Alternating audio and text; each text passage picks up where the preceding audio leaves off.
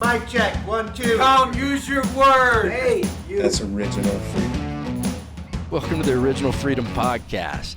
Scott Spooner, Nate Horrigan, really grateful to be back here with the family and home after a good long stint in California.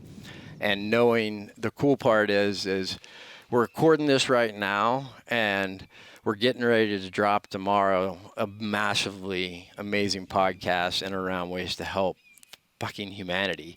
And once this is released, that good one's already going to have been done. So like, it's really, really kind of cool just to be back home and plugged back in, feeling good and ready, obviously, to step 100% out of any comfort I ever used to have as it relates to some of these topics. One of the focuses that we are going to talk about today is on essentially just the mass violence in the U.S.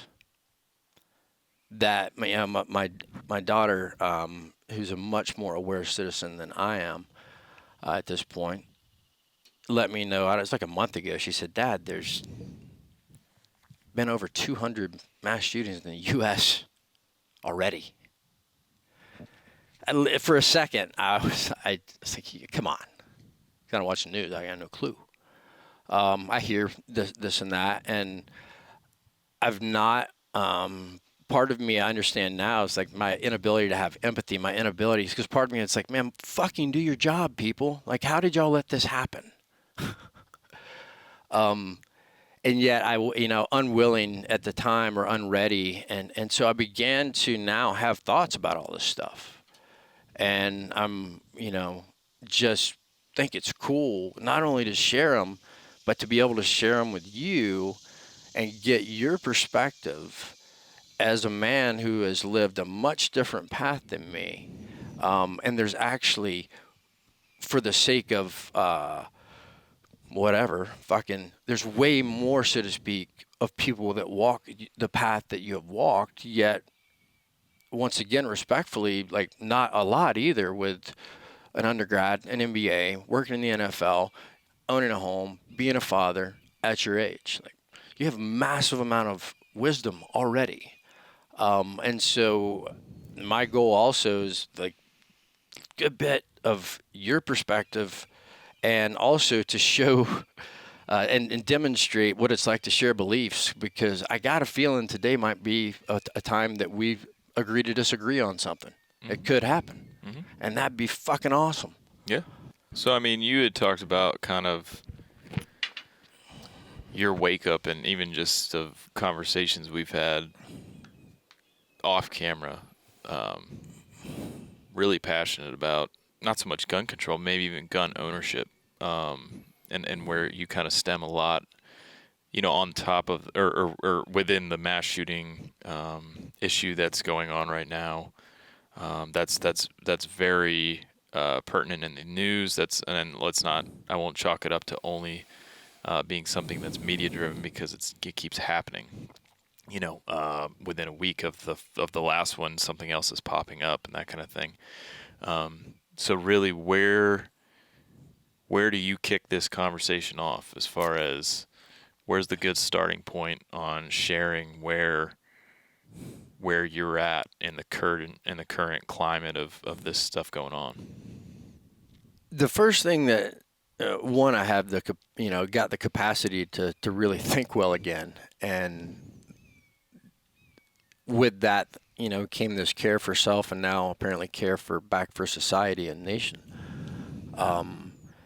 And I've lived multiple lives, and I believe we all get to. And no, I'm not. Yes, what I'm talking about is metaphorically different careers. Your time when you were at the Browns was different than when you were the Rams. It was different than when you're here now with me, right? Mm-hmm. And these things that you're talking about relate to personal individual freedoms. So it's all these hot button topics. And due to also my last 10 years of being a civilian, like really becoming a civilian, Not right, bad, wrong. I did it my way. I was very detached from any of the military and really heavily just pure private sector.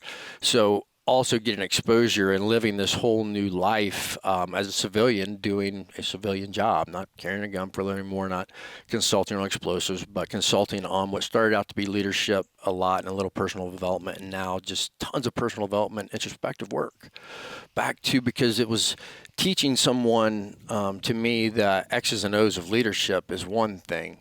A sound, caring human that gives a shit about others first and self last, even to the point of, I don't care if they don't care about themselves. If they're leading, they still need to care about their people. These simple, and I got all these gifts from the military, all this amazing training and leadership, and then my gifts of sobriety and spirituality and so on and so forth. And so I know I have a unique perspective that is based in experience, and for me that means something. What I see quickly now is that there are many talking heads in America, and some past military that are spot on and solid, and some have used fame as a platform to help bolster what was an average fucking career at best, dime a dozen. And half the time, I even see now where we have our own, some Spec Ops service members like piggybacking on big things, like fucking lying.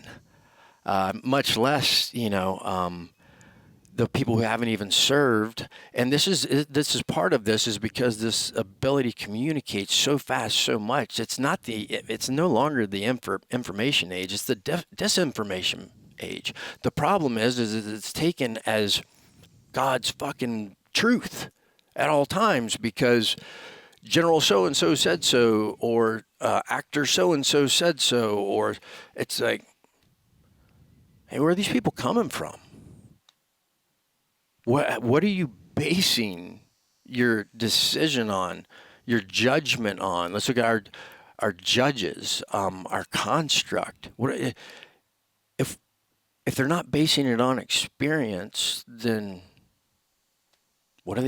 how are they doing a great job? Because these are positions, if we're going to talk about government, these are positions of great responsibility that are now filled, for the most part, with irresponsible people. Sometimes out of choice, sometimes because they were irresponsibly hired to do a job they're not even fit for. This, like, everything that I wake up and see is in direct contradiction to what this same government not only taught but mandated from all of us while I served. And it just becomes interesting. I believe one of the things that's happened is I've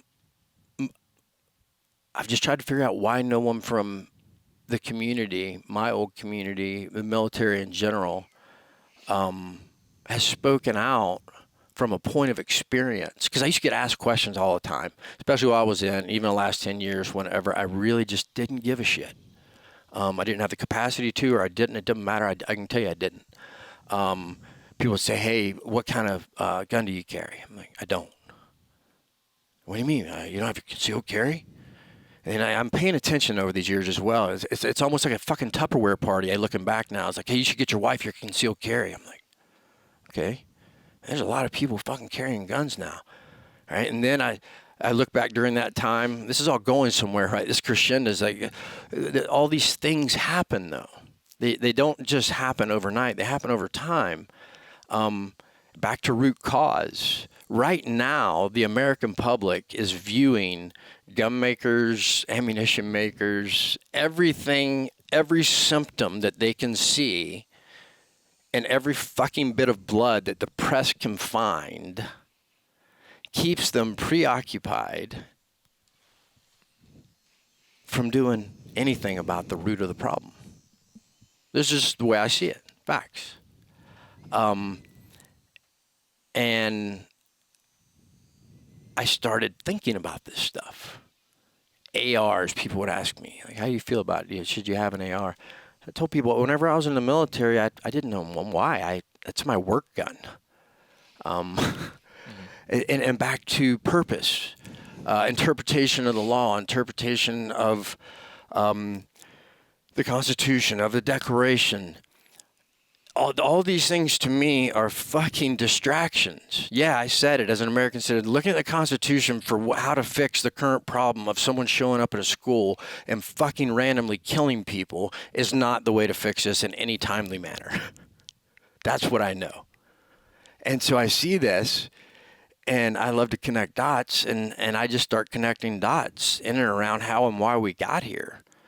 And to me, that's what needs to be talked about. And it's not for sake of blame. It's for sake of fucking change. Now, it's not time to look back and who done it. It's done. What do we do now? One, and what can we actually do? Yet the American public is happy to lap the fucking milk up of those who make promises that are impossible to keep. And their desire to be cared for by this government is so strong. And the fear of government now is so strong from the IRS point of view, or fucking the Patriot Act and who's tapped into what. And I just assume you have everything on me because, for fuck's sake, I put everything in. So at this point, who gives a shit? So what's really true, man?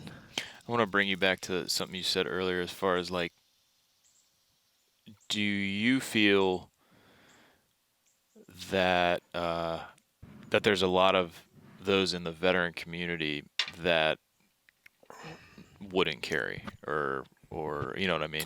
I guess I just come from a civilian standpoint of like, it's interesting to know that like there's no one within our population that's more comfortable and has more knowledge on weapons, firearms, than I would assume those that was part of their day job, it was part of decades of their work and that kind of thing.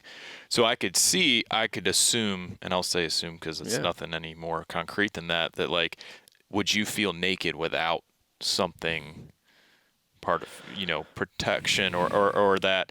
Because I just wanted to ask, like, is that a common, would you think that's a common thing across the community, that they don't need to carry, that I don't need to carry, that I don't own guns, that, or not that you don't own guns, but I don't own ARs or something of that sort, because it's so used to a past life or more recent life?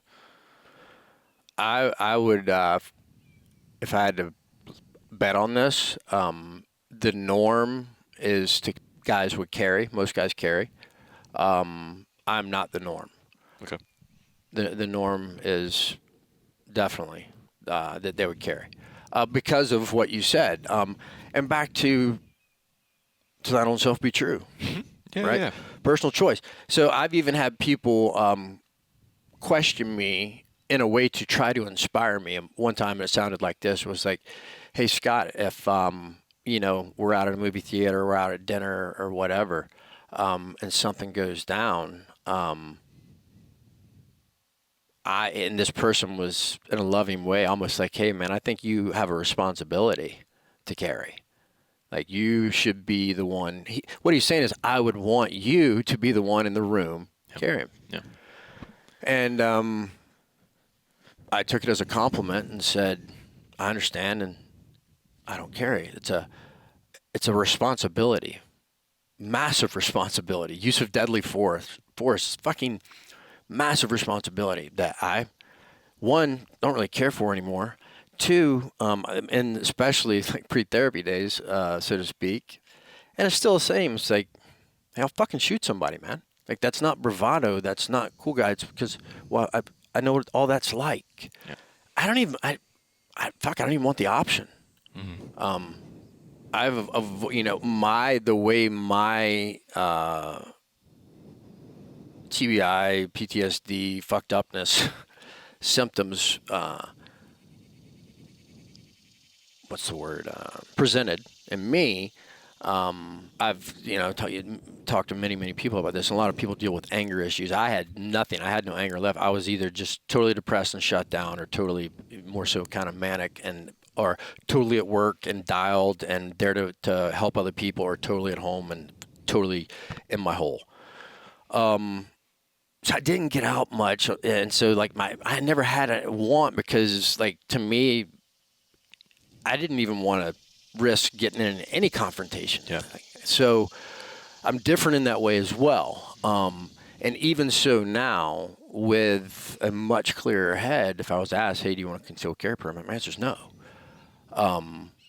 Because I actually have a thought in and around that whole program now. Back to, I told that gentleman, hey, I wasn't thinking about you. I hope you fucking did your job. And so what I'll say is, to me, like waking up, coming back home, in my belief, the nation's responsible parties have done a low-quality job of managing this country, of governing this country, as it relates to definitely lawmaking in and around important things, and now have happily allowed the press, media, and terror deflect the reality that at some point someone up there could have used common sense. Someone up, meaning in government, who creates policy. The whole purpose we had governments because we can't trust humans to be nice. I mean, let's face it. If we could, we wouldn't need it. We've proved that doesn't work. So we had a model. We built a model, and we use it. Right? And in that model, what is now absolutely and utterly broken, as made apparent by what's happening right now, is a lack of inclusive. It's a diversity thing, and it's also, if you just look at inclusion, we should be including, if we're going to make laws and governance in and around, I don't know, guns. Fuck, maybe we should have someone who spent a lot of time in combat, who understand what it means to take life and to have lost life and to see suffering at its fucking worst. Maybe, you know? Maybe if someone would have been there, this one in specific, back to everyone wants to talk about the bump stock. Bump stock, for those of you that are not familiar, was definitely used in the mass shooting out in Las Vegas at the Country Festival. And so now everyone's focus is on the person who made the bump stock. I get it. Here's a little backstory. I was actually at a gun show with my dad, however many years ago when that came out. I think it might even still been on active duty or just gotten out. And they had a video playing of taking a standard AR-15 platform, M4 platform, whatever you want to call it, and by removing one pin, one spring, and attaching this, it gave the capacity for anyone who owned one of these things to have they're going to tell you it's a extremely rapidly repeating rifle. It's fucking full auto, right? 30 rounds. And I was watching it on TV. I'm like, first of all, from a functionality standpoint, I highly doubt it works that well. It looked too good to be true. Like literally just from an off-the-shelf gun, this part, put it on, let inertia do its job. 30 rounds. A full auto maybe gets you through there, I don't know, another 25% faster. And I was dumbfounded. And I was excited because I was like, hey, cool, yeah, of course I would like to have this. I would like to have this capability. I fucking have been trained on things way bigger than this. Like, you're going to give me the ability to do this on the weekends? At the time, I thought it was cool. But see, my job at that time, my responsibility at that time wasn't to look after the American people. Not my job. My job was to literally, not from a dumb idiot mindset for any man that takes that ways, follow with question at times, and then follow the orders given to me. And the origin of that order, in every way, fucking shape, and form, is the President of the United States, my commander-in-chief then, whom I didn't have the free speech to say anything about back then. Right? So you take all this and put it together. Now let's go back to the gun show. I'm looking at this. First thing is, it's not going to work that good. Second thing is how the fuck is this legal? And the vendor also knew that the buyer was never going to think this was believable. It's that outlandish. So what they did is put a certificate that's printed from the ATF stating that this is absolutely legal. That's the only fucking way this guy who's selling this knows he's going to get me to give, or anyone else to give, at a time I think like $500 or between $500 and $600. Damn near the cost of a gun. Maybe it was $450, I don't know. Close to the cost of a gun. And so take that thought, and now I go through all the years of just serving. I'm like, fucking what? You know, people deal with your shit, man. Like, we have law enforcement officers that, hell, Tom and I came back and trained for a little while, and we've got our best operational combat veterans out there in the world right now training our military and law enforcement. Fucking thank God. Because our military is now dealing with tactics that are going to be more combat-like tactics to deal with the threat of mass shootings appropriately. It's fucking reality we're in. So now in this moment, with a clear head and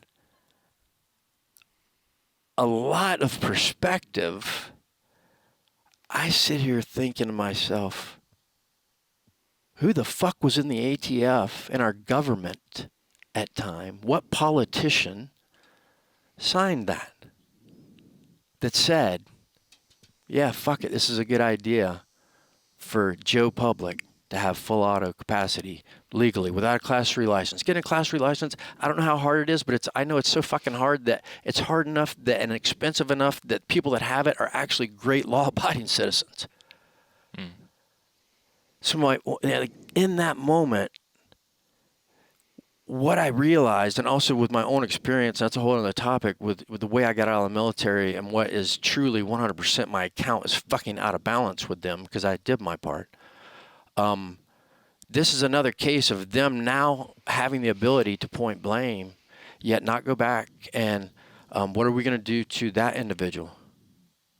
And let's go back to if we actually had people in governance that had experience in and around the policies they were talking and thinking about, then wiser decisions would be made, which leads me to a whole nother fucking topic, which is that the American people want to elect people who have flawless fucking past. Good luck with that. And by the way, why in the hell do any of these people want people leading them that don't have life experiences, or a judge that's never done anything wrong, or someone who's in, like, fucking, how is this wise? How, after going on 19 years of sustained combat operations with a fully fucking volunteer force, is it possible we have an individual with zero experience in government, in governance, with zero military experience, who has never taken a life, been present for the taking of one, who's never fucking experienced any of this, absolutely in charge of it? This is mind-numbing to me. That people expect a squeaky clean human, and now in the digital age, fuck, of course.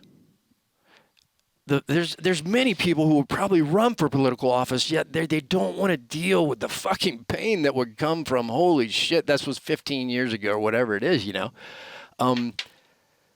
It's absolute lunacy to me that bump stock, let's go back to what can we control? The first thing everyone wants, they hear gun control. So on one side of the fucking aisle, everyone's losing their mind. You'll fucking get it from my cold dead hands. I probably fucking thought that 15 years ago if I'd have heard it too. Yet I was in the military, so I was like, you never fucking get it. It's my job. So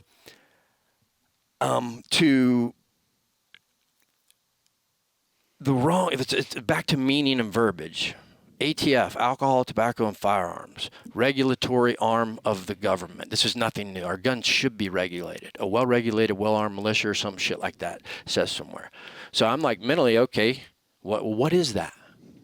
When will someone stand up and fucking define what it is, and then have the courage to take the action that will cause the consequences necessary to get this thing back on track? Meaning, get a hold of something that everyone wants gone. Here in America, It's pretty new. You can go over to Israel, and you can go over to the Middle East, and you can go down to South America, and you can find people that have been living with the threat of freedom being lost and of life being lost on any given moment for many years. This is new here, very new. So of course I want it gone. Yet what I wake up and find out is the whole way, in my experience, the way it's being looked at, the debates that are being had around it make no sense to me, because they're either plans that are being presented to ignorant people that are absolutely not achievable, or it's just pure fucking hate back and forth. Mm-hmm. So I've talked a good bit, and what I want to know, based off of everything I just said, living the life that you've lived, what's top of mind right now? Well, my path that's interesting is that, even up to like the last couple of years,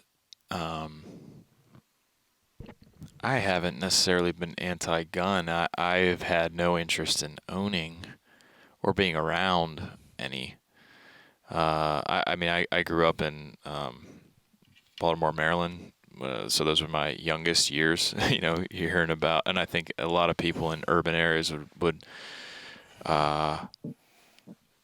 relate in that I didn't grow up around direct violence, yet it's on the news every night. It's you go through certain areas where those things are happening. You fall asleep to sirens every night. You know what I mean? Like, it was like, well, I don't want anything to do with that. Like, so in my life, I had a transition where we moved into a more suburban, rural, different way of thinking area, where that was like the norm. Is like, it wasn't, how do you feel about guns? It's like, how many do you have at, whatever age?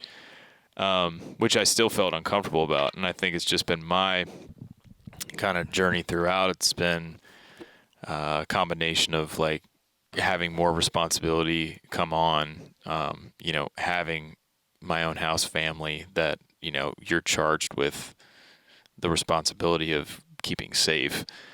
And there's a large part of me that's historian in nature that looks back, and if you want to point out something like the Second Amendment, I still feel like there's still value in what age, in at least in my own interpretation of what was going on at that time that it was written, that I think it's still a fear for a lot of countries around the world that the governing body of the country you live in can more easily overpower you in the event that they wanted to. I always look back at that time period where the way I interpret me having the right to own my own firearm being, I have the right to protect myself against any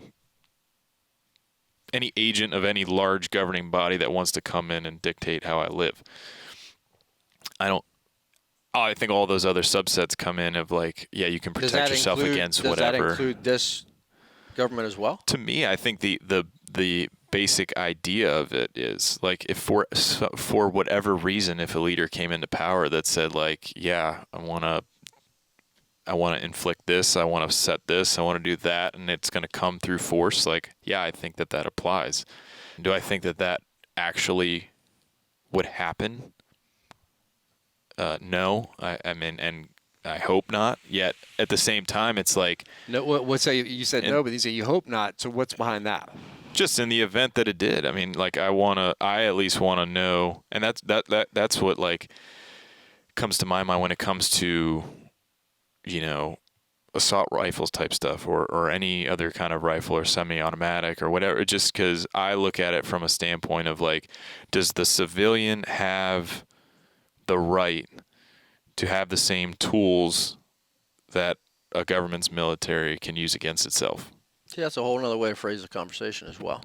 I mean, it's just I'm complimenting. you know, I mean, and that's kind of where I always go to is like, I mean, yeah, I think there's a lot of numbers that like I even looked up and, you know, prep of this conversation of like that are alarming, as far as just how many, you know, guns are in Americans' homes and that kind of stuff, and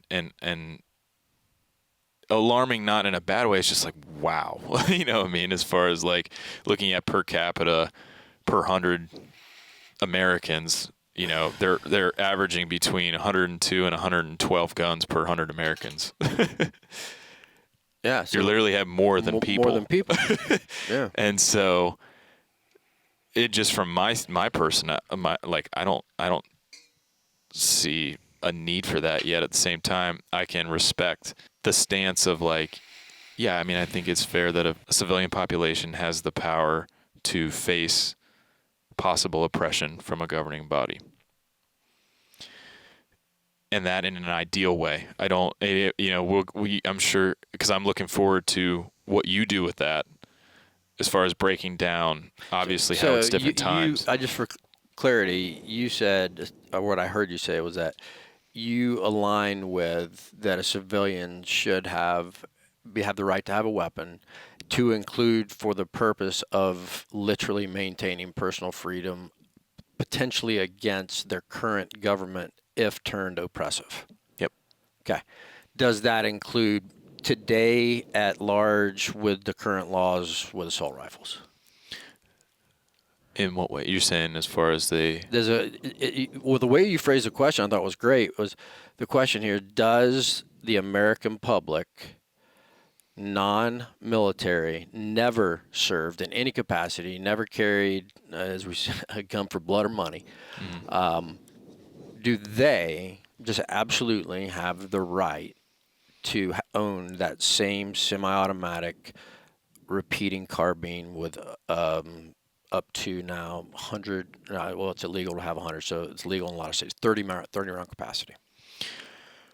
I think so because it's the curse of technology. I think in an idealistic way that the people have the right to, if they want to, legally purchase, legally whatever. It's gray area because that's not, I don't say that with the intent that they have the right to then go use that on other civilians, right? I mean, of course. no, I know, but at the same time, like it's just a byproduct. You're saying that, or on a proper range, after proper training, using proper safety. Right. And the why I'm interpreting is that to do any less than that, because what that does essentially is it places, aside from a pistol, places the smallest piece of armament that the U.S. military issues to their soldiers in the hands of the population, which would then in turn at least give them a fighting chance, so to speak, if that hypothetical ever happened. Mm-hmm. Right on. But I also bring up the fact too is like, I mean, we've talked in the past of like, you know, in the event that there was another civil war, if there was another divisive way, like, to me, then what? As far as like, you're going to have, how do those people protect their homes in the event that others out there have military style firearms that, because I'm a civilian, I don't have the legal grounds to purchase. Yeah. So it's funny because I pride myself as a realist, but for some reason I can't shake this idea that goes back obviously hundreds of years to the point where there wasn't so many different SKUs of firearm, you know what I mean? I mean, there was very limited capabilities at that time, where it was a lot easier to level that playing field. And then now it's hard, but that's an ideal that I for whatever reason can't shake.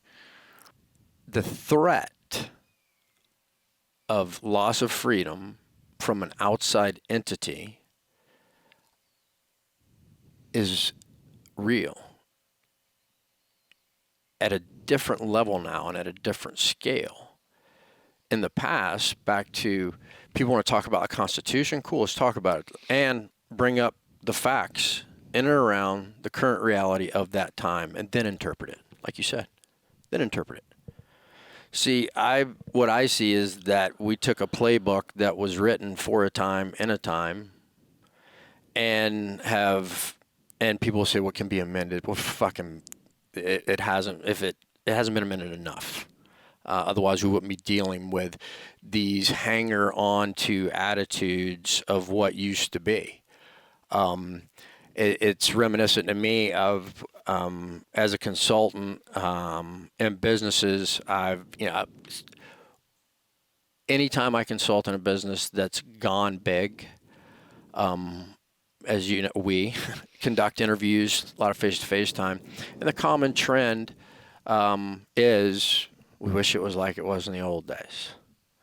It was different back then, right?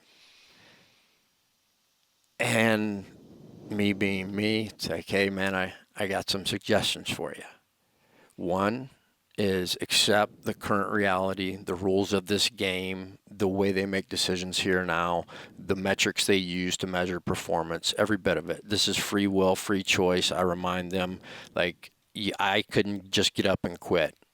I'd get arrested for desertion if in time of war, or AWOL, and then turn myself in. Like, so you can get up and leave anytime you want. It's really, to me, should be an empowering thought. And also, it's like,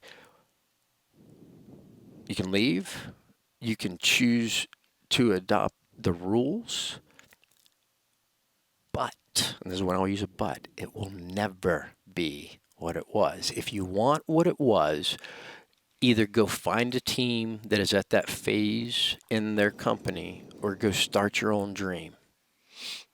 Fucking reality, man.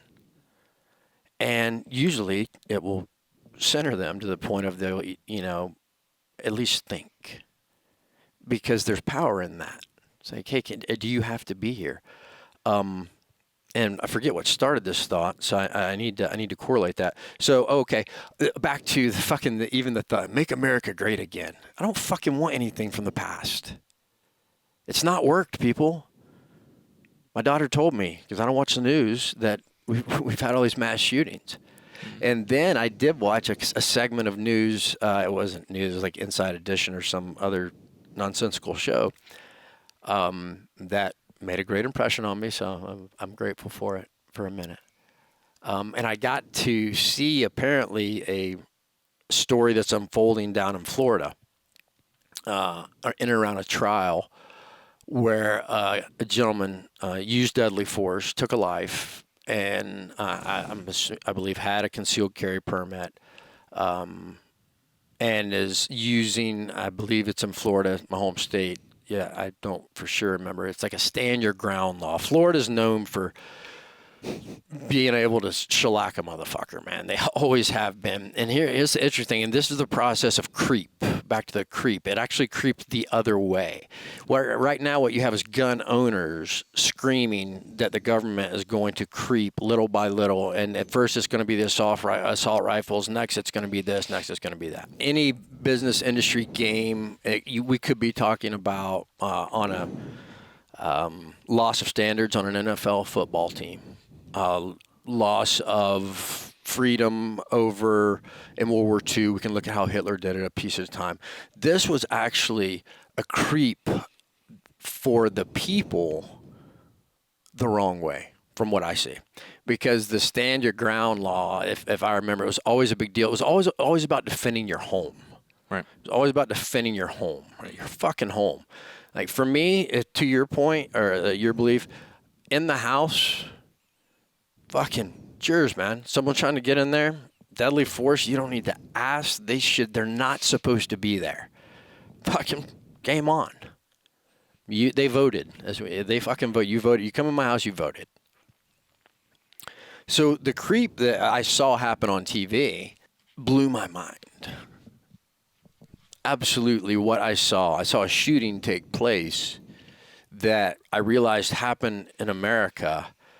And the fact that this person who took the shot, in my belief system, is not in jail right now for fucking murder, the fact that it's even a thought that it's a stand your ground, the fact that any of this is going on other than that dude should be in jail, blows my mind. And in a moment, something I've fucking not cared about in I don't know how many years, I did. Because I understood what had happened.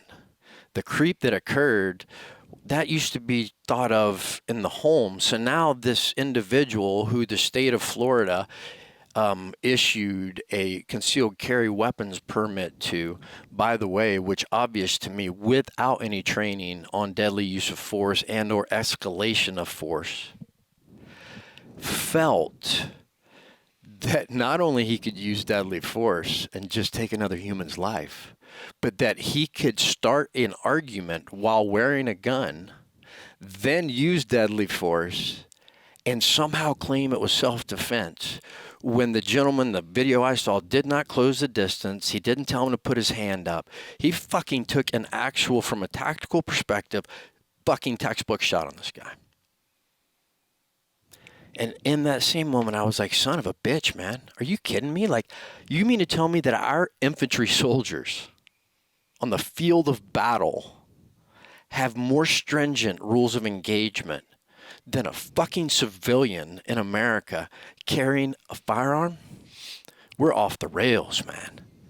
We have let distractions fucking get away from reality. That right there, and then it goes back to what I talked about. It's like concealed carry parties are fucking Tupperware parties. Good old boy systems are alive and well. They're fucking taking money, pencil. It's a business. Escalation of force. A U.S. soldier would have fucking got put in prison for what I saw a U.S. civilian do. This is wrong. And immediately it's like, oh, well, what are we going to do about it? Well, what the government's always, unfortunately, threatening to do, or the press is twisting and threatening to do, is gun control. They use this word, gun control. First of all, it's regulating firearms in the nation for the safety of the people. Governance is for the greater good. It's not for a fucking, at the national level, it's for, especially in the office of the president, the executive branch, it is for the decisions are made for the greater good. See, that's the thing that people have forgotten about leadership, is that when you make decisions for the greater good, not everybody's fucking happy. Some people, quote unquote, lose. Others appear to win. It's all timing, people. It's whether or not our leaders making the difficult decisions that cause things to head the right direction.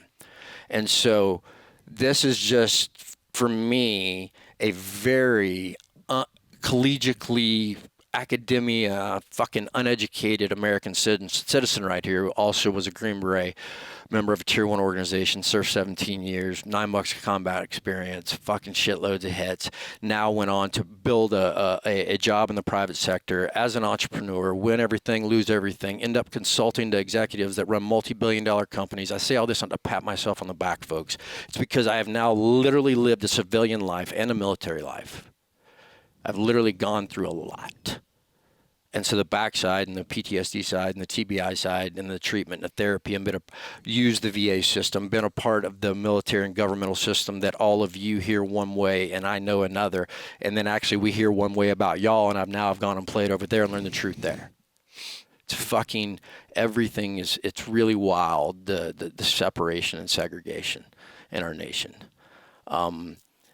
And when I saw that somehow American politicians have allowed laws to be written that essentially created a fucking way more dangerous environment by allowing concealed carry permits to happen. First of all, looking back at all.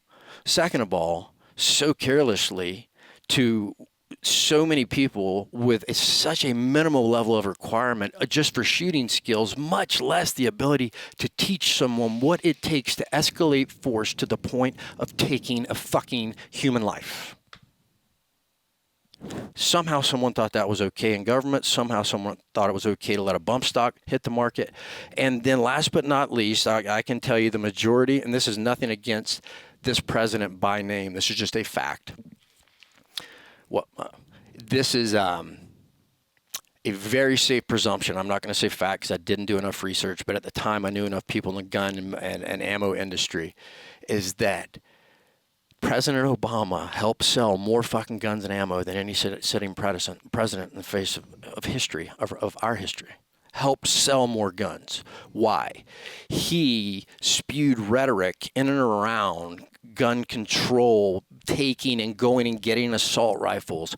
He drove, literally, the common citizen who never in a million years would have bought a fucking gun, much less an AR-15. Went out and not only bought one, sometimes two, because now there's true value in something, because at some point they know that some other asshole is going to try to take it back, because that's what these people do. We just keep switching out decision makers who keep yelling about the same shit. And see, it would have been great. I don't even know what President Obama decided or said he was going to do, yet he fucking evoked a state of panic and fear that his actions, his Congress, and whatever caused the American public to go increase the number to the point where now, if you're listening to this and you fucking ever hear any politician say they're going to go take guns back, they're lying to you. Because let's get back to feasibility. Think about that. What it means all the way through to the point where U.S. law enforcement officers coming to a home, potentially to take the gun from an ex-soldier who trained them on a range 2 weeks. Can you fucking imagine this? It's just ludicrous. It's like telling a vegetarian, I'm going to get rid of fucking broccoli. It's not going to happen. So why are we spending any time being pissed off about it? And why aren't those who govern us controlling what they can control and what's feasible? What are plans that are actually feasible through implementation and actually providing a fucking effect that's worthwhile for a change? And so I came up with one. And it was from that concealed carry episode shit. It was like, first of all, why do we ever allow concealed carry? Why? I've run into circles of people with these guys and or gals that want to talk about concealed carry, and they ask me what I'm carrying. So I'm like, so you carry? And he's like, yeah. Or she's like, yeah. Ask a couple questions, like they've shot a couple times, and then I'll look at them and say, hey, are you ready to take somebody's life? Like, now, go. And I was like, too late. You ought to keep your gun at home. You hesitated, man. You've not made that decision. You don't know it through. And so one thing, if we could do one thing in this nation that would create a lot of positive change, would not take away or threaten to take away any single civilian's gun. None. That would be massively impactful. I, right now, would revoke every fucking concealed carry permit in the United States of America. Set a deadline, 6 months from now, whenever it is. It's revoked. Between now and then, if you're a person that wants to carry a firearm in support of Second Amendment, in regulation with the state you preside, if they've overturned that, whatever. We don't want any money because that's your right. You are going to register the pistol that you will carry, and you will carry it very visibly exposed. Hip, up here on your chest, down on your leg, whatever it is. If I'm a law enforcement officer here in this country, and that happened, I would be fucking so happy. Because then my life is that much simpler. I want to see who is around me who has a gun, because also it will deter those who absolutely should not be carrying a gun from fucking carrying one, because they literally do it because they think it's cool, or they're scared and they're not trained. A scared, untrained person is a disaster. Trained people make bad shots in stressful situations. What was someone thinking when we thought that it was a good idea to allow anyone to take a weapon and conceal it with such little training. But who's impacted more are there more people impacted that just carry to feel in the doomsday event that something actually happened, that they're going to feel a little bit more prepared than if they don't have anything on them? I don't know what and this is why I think this is such an issue that's talked about, is because I think what you said makes a lot of sense, and I also think that there's other effects from that. Of course. Oh, there's second, third order effects, and I've not baked this down past a few. Because it's so weird to me. Like, I haven't yet gotten my concealed permit, but I can say that I'd feel a lot more comfortable going out in public with it concealed, only because, like, I don't want to have it, yet I also don't want to, like, evoke panic just because it's in clear sight to everybody else around me. I would think it'd take away from a lot more people, just like any other legislation would, take away from a lot more law-abiding people than it would those that violate. Second, third order effects, always the case, right?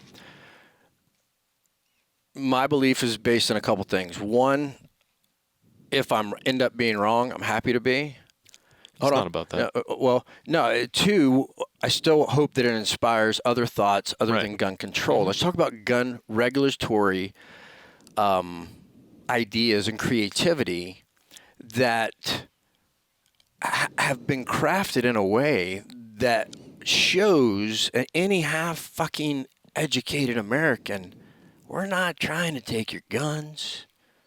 We are trying to do what should have already been done, and it's unfortunate there was mistakes made. Own that piece, and this is what's going to take. So back to, you got to break a few eggs to fucking make an omelet. There's going to be effect to this. So let's just fucking have fun with it for a second. First of all, for me, as a law enforcement officer, not for you as Joe Citizen, how does it affect me? It affects me in that anytime, anywhere I am taking in my atmospherics, which they are, whether for most people carrying concealed, or not most, quite a few, it's concealed, but if you know what you're looking for, you can fucking see it a mile away, right? So if I'm me right now, if I was a law enforcement officer here, the concealed carry law would fucking scare me big time. Because especially if I'm an undercover, because now I see what's possible, right? Guy down in Florida is a very emboldened fucking citizen, very emboldened. And here I am. I'm let's just say that same situation. I'm in Florida. I don't carry a gun. I walk out. I see him in my significant other's face, and I still play by man laws, so he's going to fucking get what he gets next. And I'm still thinking, like, hey, if I push you on the ground or even knock the fuck out of you, like, you're either going to fight back, maybe you kick my ass. But see, those rules are changed now because that guy is emboldened enough to think me pushing him on the ground, a mere fucking childhood playground task, is cause for him to take my life. What if that guy has his sidearm at his hip clearly visible? Then I wouldn't have pushed him. Or even if it was on the other side, make their input, fucking govern. Make it a government-based training that a fucking certified taker of life, past, is in charge of writing the doctrine on to say this is what escalation of force looks like. And if you're going to be a well-advised, well-informed, actual asset to society as a gun-toting member out here in Joe Public, this is how you use it. It is a tool. What we've done is hand the keys to Ferraris to fucking 12-year-olds, and now we're upset because they're wrapping them around fucking trees. And so now let me bring your side into it. You're saying if you did want to carry in the past that you would. My thought to you on that is all that tells me about you is you're not confident enough with the weapon system, and you shouldn't be carrying it. That's my belief. Yeah. And if someone is confident enough, then the indicator in seeing a gun is that. Like, that's going to tell me, like, this person wants to carry, because it's one thing to say I want to carry. It's another thing to go out in public, to your point, because it's not socially normal. Mm-hmm. Even though many states, we're in one, that open carry is legal. Yeah. Right? So just fucking implement it. We had it right, by the way. We had it right. You want to open carry, open carry. Get up, if a law enforcement officer pulls up your car, it's sitting up on the fucking dash. It will become a norm. Nothing's ever going to automatically be a norm. The problem is with any true change, policy change, there's going to be loss. Let's play that out. Who's the first affected? Anyone that's making a living running concealed carry permits. Fucking, they'll be crying the blues. I get it. Timing's fucking bad, dude. Subcompact handgun manufacturers, obviously, that type of ammo, obviously. And how far down the road do you want to go? Yet for me, if I were in government, my job is not to think about fucking Joe Public's business down here at that level of microcosm. I don't give a shit that this gun company's even fucking, I don't care. Yeah. There are laws implemented that people get breaks on every day and people get fucked on every day. We have U.S. veterans that are facing felony charges for marijuana in states where it's not legal, and that same veteran could get it prescribed for fucking PTSD in the other state where it is legal. This is a veteran that volunteered to die for all 50 fucking states. Mm-hmm. Another conversation that's pretty twisted.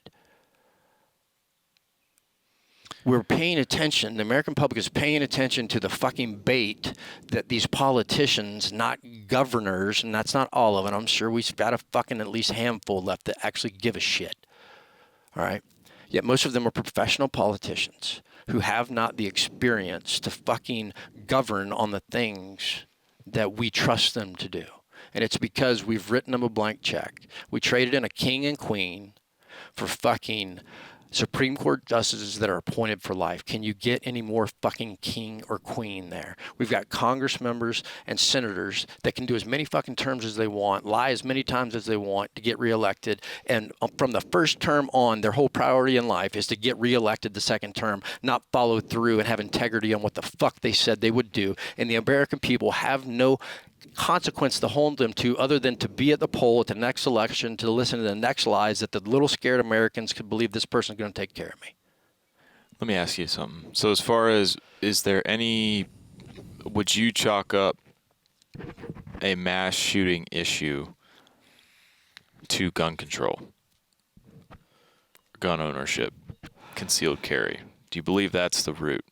Because I ask, you talked about getting to the root of things, and I think you presented the elected officials and that kind of stuff as one route. But I also ask too, it's like, is it not worth looking at other things, pulling up statistics from 2016 from the CDC, looking at 40,000 plus, I think it was 45,000 plus people killed by firearm. Mm-hmm. 71 of those were from mass shooting. 71, not thousands, 71 people. Yeah. And almost 30,000 of those deaths were related to suicide. I mean, we bring up gun control. I'm just curious as why in 2016 again, it's not the current day because it takes that long for statistics to come through. Why is a cause of 71 deaths out of 45,000 the cause for gun control as opposed to suicide? Like, why? I mean, why is that mental the thing we're looking at? I mean, is there more to it as far as like, because I also bring up just the supporting point of like, throughout the 70s, the term serial killer came to light. Yeah. It was not a thing before that, even thought of from law enforcement or FBI, I mean, they broke it. Yet, are we not again on that doorstep of something like, hey, we need to look at the makeup of people that are carrying out mass shootings? Much like we did people that carried out murders in a serial fashion. Like, is it, there's more people dying from guns that are self-inflicted. Mm-hmm. Like, Oh, I This mean, is just a whether it's the huge opioids, point. whether it's DUIs, whether it's all of them. I mean, I'm just taking like from gun deaths too. Is like the statistics are pretty slanted. So I'm just that's why, in the time of instant media and that kind of stuff, it's obviously horrible. And for those 71 people in 2016, and for those more in 2019, we're just talking about big sweeping changes. And are we looking at the right thing as far as like, does owning a gun result to mass shooting and that kind of thing? Whereas we're kind of ignoring other parts of fact that are going on. Yeah, and this to me is a direct route in. To your point, there's many ways to take a problem, go find different routes. Almost, if the tree is the shootings, right? Where is it coming from? And to your point, the mass shootings is actually smaller. It doesn't matter. This is what I understand. Right now, the way media is structured, it doesn't matter that what you just said is true. What matters is that the mass public consumes media in a mass form, do not do their own research. And so they're constantly being fed whatever it is that mass media is putting it out and or people are talking about. And I heard it said one time that good news happens incrementally over time and bad news happens in an instant. That's why it's news. And everything else just goes under the radar. And this is nothing new. This is nothing new. So what the cool thing is right now is now let's look at the plus of technology, this right here. In the past, you and I wouldn't have the ability to have our voices heard as it relates to this in the capacity that we have now, which is literally to anyone who has a smart device. That's insane, right? So rather than use that capability to continue to perpetuate divide and hate and anger, it's like, hey, all of these things, and it's and all these things live together. Mm-hmm. There's no offsets. To me, the most important thing that could be done is the fucking senior leaders of this nation literally get together and assess current reality. This is like leadership 101, planning 101. I really don't give a shit how it was 10 years ago. I mean, at some point, I look back to find lessons and then learn, yet move on. If we're looking to the past to find a blueprint, for the blueprint for now, it's stupid, in my belief.